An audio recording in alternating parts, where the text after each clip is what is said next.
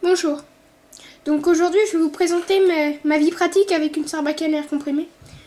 Dans la même séquence que fabriquer sa sarbacane à air comprimé. Donc déjà il est important d'avoir le morceau de stylo que l'on trouve à l'intérieur d'un stylo comme ça. On a juste à l'enlever en coupant le bout. Ensuite on a besoin d'un déboucheur, simplement un trombone déplié que l'on passe dans le petit trou pour déboucher ensuite. Bon, ensuite je vais vous présenter ma fabrication personnelle, mais pas tout de suite. Ensuite on a besoin d'un effaceur où on a coupé les deux bouts, avec un milieu qui est creux. Et l'endroit creux, on le place à l'intérieur, vers le milieu.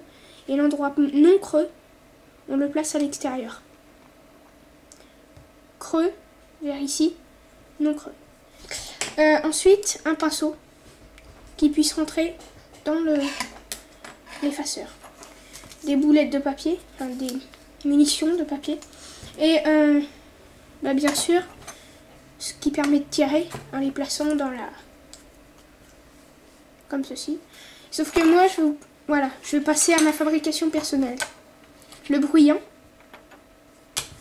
le semi-bruyant, un peu plus long, et le silencieux. Donc je vais vous expliquer. Le bruyant, il fait beaucoup de bruit.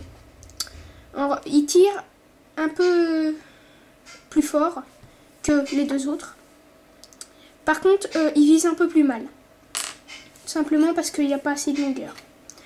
Ensuite, mon semi-bruyant. Le semi-bruyant, il tire fort, moins fort que celui-là, et pourtant plus fort que le silencieux. Il vise un peu mieux. Et voilà, c'est tout. C'est tout. Celui-là, il fait moins de bruit, il tire moins fort, c'est le silencieux. Par contre, on vise très très bien avec. C'est pour ça que c'est mon préféré. Ça fait quand même mal. Ça fait, allez, un peu moins mal que celui-là, mais ça fait quand même très mal. C'est pour ça que j'adore le silencieux. Donc ensuite, on assemble le tout. Je vais commencer par le plus grand. Regardez. Et là, le bruit n'est pas très fort, vous êtes d'accord? Normal, c'est un silencieux.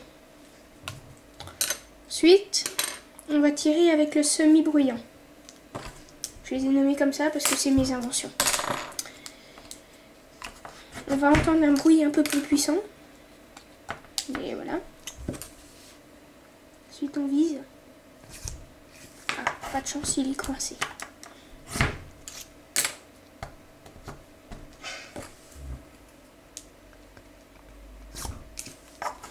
Il tire pas.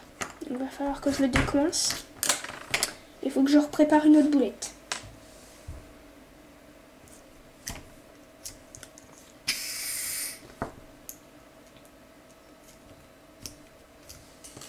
Donc je vais tasser un peu moins fort.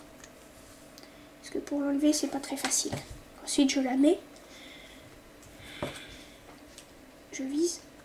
Et je tire. Elle est partie, sauf qu'elle n'était pas très bien tassée. Donc je vais refaire un essai avec celui-là. Je vais réduire la boulette. Ok. On place la boulette dans le chargeur. On tasse à fond.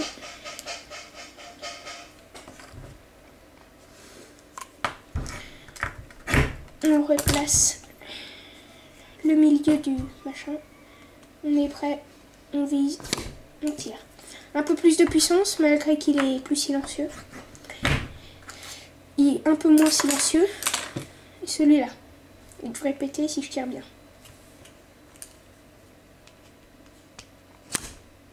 Même pas. Eh bien voilà. Plus je vais vous expliquer la différence entre les trois. Celui-là, vous voyez, quand vous tirez, il pourrait partir. Donc c'est toujours le tenir. Et c'est pas très simple pour le tenir parce que j'ai pas beaucoup de place avec mes doigts. Lui, il est un peu plus simple à tenir. Par contre, on vise moins bien. Et il est quand même assez bien. C'est ceux que j'utilisais au début. J'enlevais même pas, j'utilisais même pas ceux-là. Jamais. Je les aime pas. Ils sont pas super.